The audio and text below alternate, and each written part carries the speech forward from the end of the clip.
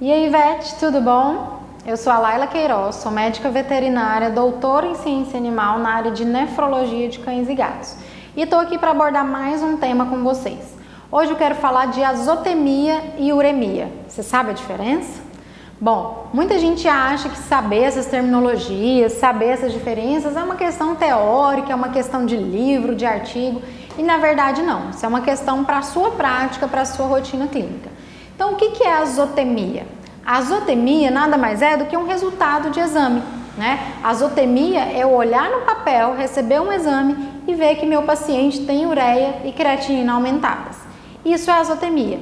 E quando eu olho para o paciente, ele está aparentemente normal. Ele não tem sinais clínicos evidentes, ele não está passando mal por conta disso.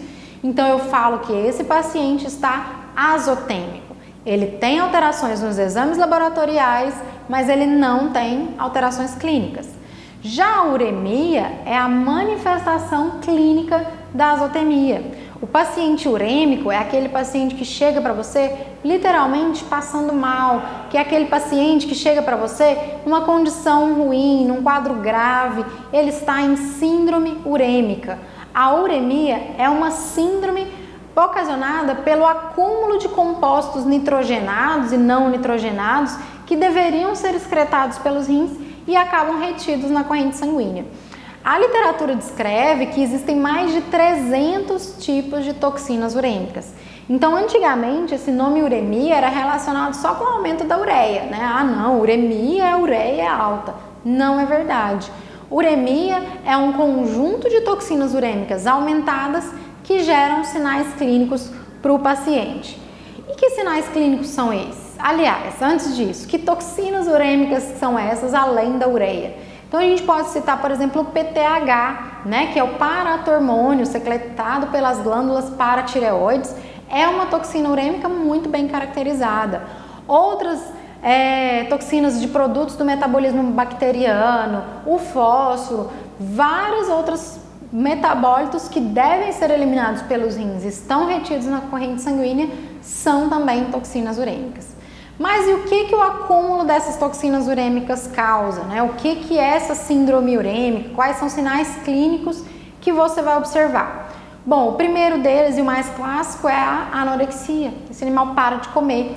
O animal com essas toxinas urêmicas elevadas é como se ele tivesse intoxicado endogenamente. Então ele começa a ter sinais clínicos de intoxicação, falta de apetite, vômitos, náusea, cialorreia, né, salivação excessiva, hálito urêmico, então aquele paciente com halitose intensa. Muitas vezes o tutor chega com o paciente na consulta, né? Já atendi vários casos assim. Chega com aquele animalzinho idoso, doutor, eu vim para limpar os dentes do meu paciente porque ele tá com do meu paciente não, né? Do meu cachorrinho, porque ele tá com hálito muito ruim. Aí você vai fazer o exame clínico, realmente tem alguma doença periodontal, tem algum tártaro, mas esse animal está cheio de lesões orais, esse animal está cheio de feridas na boca. E você vai ver a função renal desse animal está péssima. Então, muitas vezes a causa da halitose não é necessariamente a doença periodontal, e sim a uremia que esse animal está passando pelo excesso de toxinas urêmicas. Esse animal também pode ter úlceras gástricas, e aí é onde vem o vômito. Muitas vezes esse vômito vem com presença de sangue, né? A chamada hematoquesia, vômitos com sangue. Ou esse animal pode ter melena, que é aquela diarreia escura com sangue digerido, sangue enegrecido, né? Muitas vezes o tutor nem sabe referenciar que aquilo é uma diarreia com sangue, que aquilo é uma melena.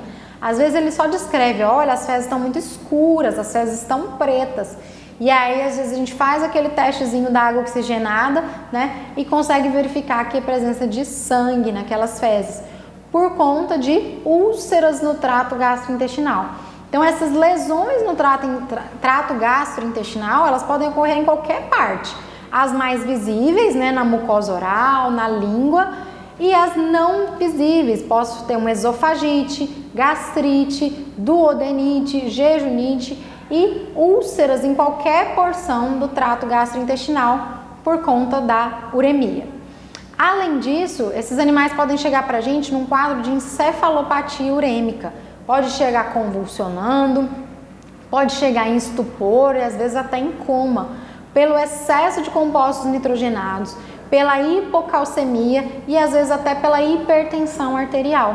A hipertensão arterial pode causar sinais neurológicos gravíssimos e essa hipertensão pode ser advinda da síndrome urêmica desse paciente.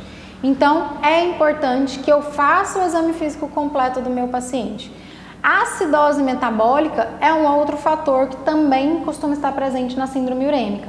Então, meu paciente em uremia, geralmente ele está com pH do sangue extremamente baixo, com o bicarbonato extremamente baixo, requerendo uma correção desse distúrbio ácido básico, requerendo uma reposição de bicarbonato para o meu paciente. Então, entendendo ali, meu paciente chegou em crise urêmica, eu preciso focar o meu tratamento para resolver aquela crise naquele momento. E aí sim, estabilizar esse paciente para depois conseguir fazer o tratamento a longo prazo, o tratamento conservativo da doença renal crônica. Então, ficou bem claro? Azotemia, alteração nos exames sem sinais clínicos. Uremia, alterações nos exames laboratoriais com sinais clínicos. Falta de apetite, emagrecimento, vômito, diarreia, lesões orais e até uma encefalopatia urêmica. Era isso, obrigada e até mais.